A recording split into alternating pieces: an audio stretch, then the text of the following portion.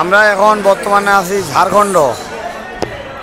ঝাড়খণ্ডতে বাবা বৈদ্যনাথ ধাম দেখুন, এখান থেকে দর্শন করুন। এখানে 12টা মন্দির আছে, 12টি শিব মন্দির,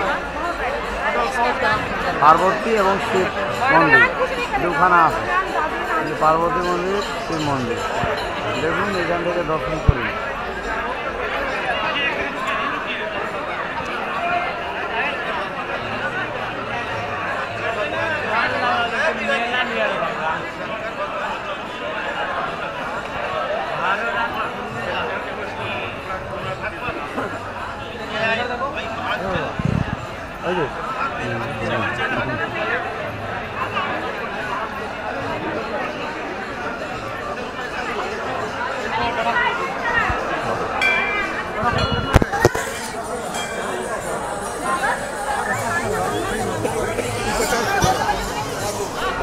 सभी भक्तों में अनुग्रह है।